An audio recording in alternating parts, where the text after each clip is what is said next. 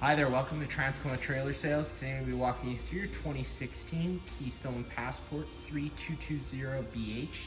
We are just going to start off the back of the trailer. If you do notice where your power cord is going to be, it's your standard 30 amp plug-in. This is extendable, it comes out of the trailer. Once extended, I'd say it is about 15 feet long.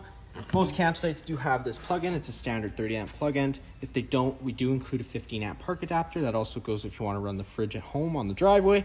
But whenever you're going down to 15 amps of power, you can't run the air conditioner. It's really only to run your fridge and your lights. Around this left side, you pull on this cap. This is where you normally store your sewer hose.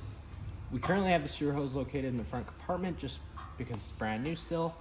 This is where you could keep that. It is a great place, keeps the stench out of the unit. In this corner, as well as all four corners of the unit, you do got a stabilizer jack. The way that works is it's a 3/4 inch socket. We do include the tool inside the front compartment. You're just gonna run that foot down to the ground, and once it contacts the ground, just giving it another 1/8 turn just to snug it up, and it's gonna take any bounce or sway you see we have in the unit right now away. And then right here, you got your main sewer hose outlet. You got your black tank and your gray tank. You're always going to want to empty your black tank first, as it's going to be your dirtiest water filled from your toilets, and then you can follow behind that with your gray tank, which is typically a little cleaner water filled from your sinks and your showers. You come ahead, you're going to have your fresh water connection. You loosen that cap off, stick a garden hose in there. You can fill up your fresh tank, and that's what your water pump draws off of. Or if you're at a site with service, pull this cap off, thread a garden hose on there, turn it on. It's going to pressurize all the lines without the needing to run a water pump. Then you got your outside shower, runs off your standard 751 key. It should come included with your unit. Stick the key in there, unlock it, and it pops down. And you got hot and cold water. Just keep that closed and locked.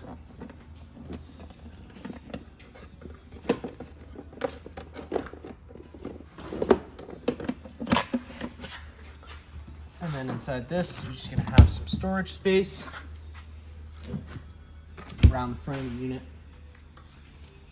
You got this black battery box. This is where your battery's located.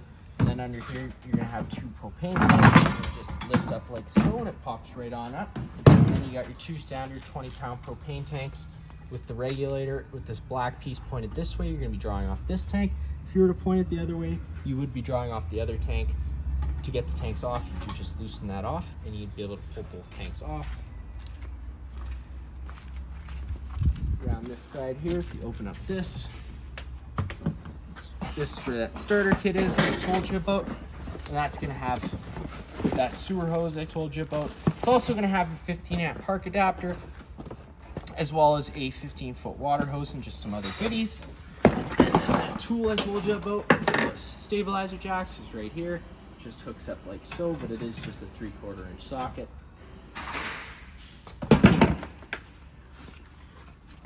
A little further ahead, you're gonna have your standard water heater. Whenever you first get to your campsite, you're just giving that pressure relief valve a tug. There should be a shot of water that comes out of there. Right now, there's no shot of water coming out of there because the tank is empty, so it wouldn't be safe to fire up. We currently have it drained for customer pickup. You got a 1-inch drain nut right there.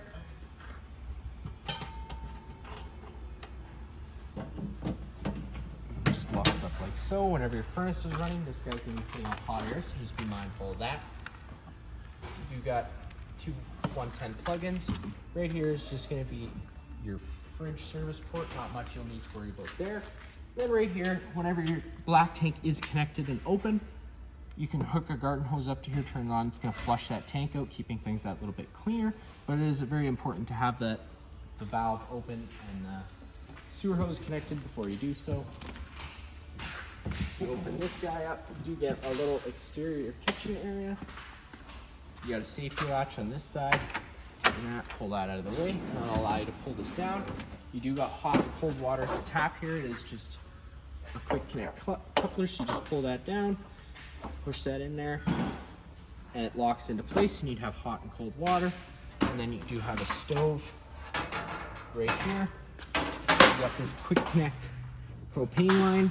You just got to run that down on the stove so you can get access to it. Then you could just take that, run it underneath the trailer, and you have a quick connect propane line right here. You're just gonna use it like an air line. You're just gonna pull it back, push the hose in into place until it locks in. And then you can open up the flow of propane, and at that point you'd be able to light your stove. And as an added safety measure, whenever it's open, you can't use that coupler, so you do just have to close that, allow that to disconnect. And then whenever you're pushing it back in, just always making sure you do tug this inside first before you go pushing it in. That way you don't pinch the line. And you always have to disconnect this before pushing it in as well. And that slide in and lock into place. And you can lock that down. So this is going to be the entrance for the rear bedroom, or the rear bathroom. We're going to use the main entrance today. You're just going to take those stairs and fold them on out. Take your assist handle, push it up and fold it 90 degrees, and it locks into place. That'll allow you to open up that door so you can hop on inside. First thing you notice off on your right is going to be your fire extinguisher. It's going to be just like home. Pull the pin and shoot. And then up on the wall here, you're going to have all your controls for your porch light, your ceiling light. And then, of course, you can fire up that water heater on gas or electric. If you do fire it up on gas, you're going to have that try and light itself 3 times. If on the third try it doesn't light, this fault light's going to come on. You do just have to turn the gas off. The gas water heater switch off for about 10 to 30 seconds. Allow it to reset itself, and then you can turn it back on and try it again. And then you can fire it up on electric, and then you have your water pump switch. And then you have your 2 slide out switches. The way those work is you just hold that button down. The slide outs are going to start making their way out once fully extended. You're going to hear the whines and the clicks of the motor. Always being mindful of what's on either side of the slide before you go operating it. That way you don't run into any problems.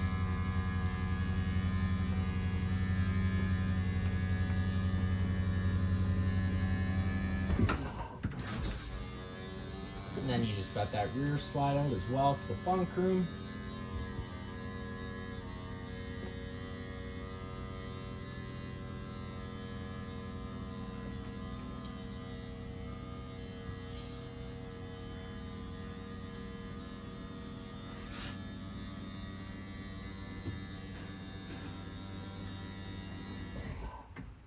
And then you do have that slide out, or the awning button. So you're going to push that button down to extend that awning. Once fully extended, you're going to see the back of the metal tube and the little flap hang down.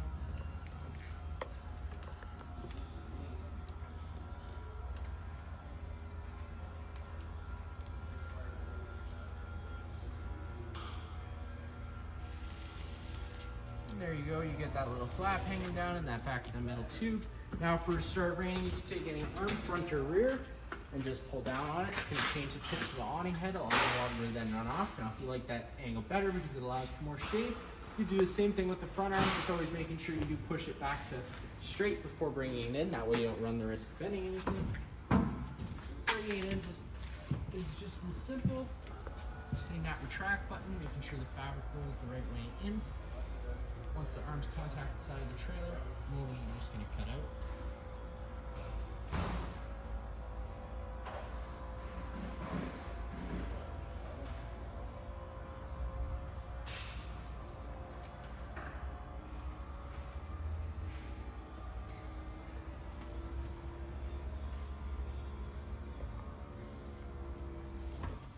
And there you go.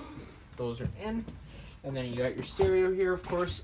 Mine's pretty much just like home, you just have your different zones. So zone A is going to be the interior speakers here, and zone B will be your exterior speakers, and zone C isn't actually hooked up to anything. And then down below, you just got some more storage. And you got your entertainment center. Coax plug-in is right over here in the corner. You got this little black button with this little green light. Whenever that's on, the antenna is on the roof. It also improves radio frequency, so I do recommend just leaving it on. Coming into the bedroom area, you do got your light on its own center push button. Storage on either side of the bed, as well as some plugins.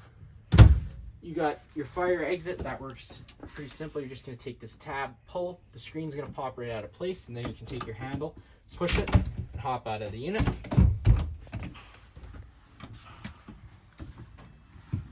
Getting into the main kitchen area, you got your sink with hot and cold water, range hood, your fan. Always making sure you run that fan whenever you're running the stove.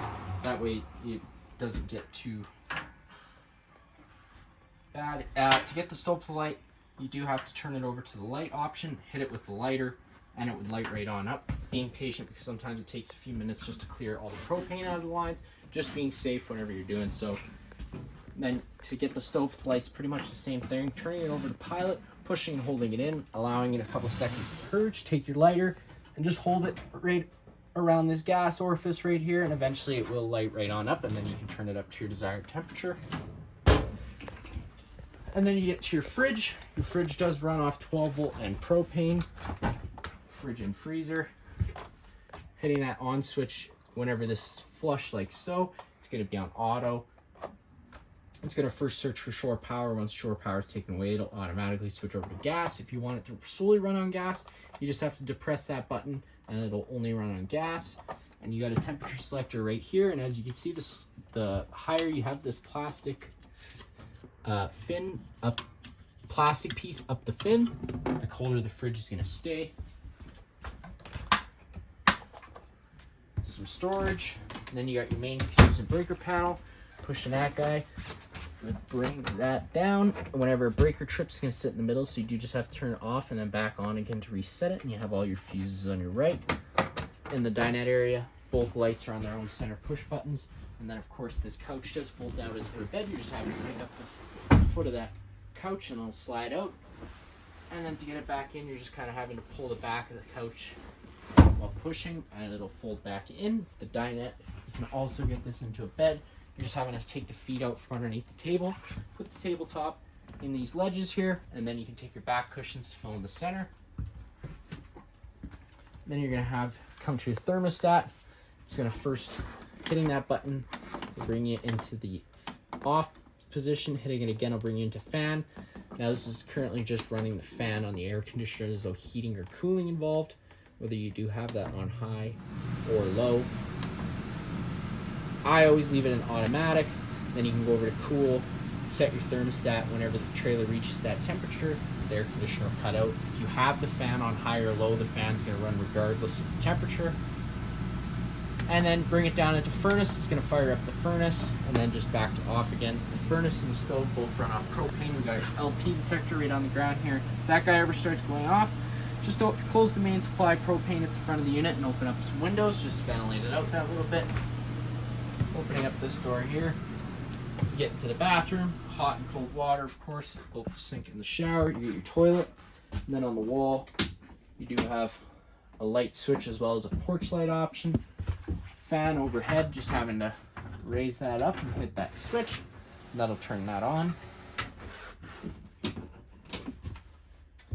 This is also going to be where your main GFI plug is. If you ever have an outlet that doesn't work, it'd be the first place I'd look. You got right here, you got test on the left, reset on the right. If you ever have an outlet that doesn't work, make sure this is reset and proper. And then taking a step into the bunk room. All the lights are on their own center push buttons. All the blinds in the unit are going to work the same way. They're either going to sit where you leave them, or they're just going to be your standard household blinds where you got to pull on them the one way and they'll come down, and then you can just pull up and they'll stay where they are. You do have a nice little spot for a TV, 2 plugins right down below there, as well as a coax plug-in. That's going to be it for this unit here. If you have any other questions, feel free to give us a call.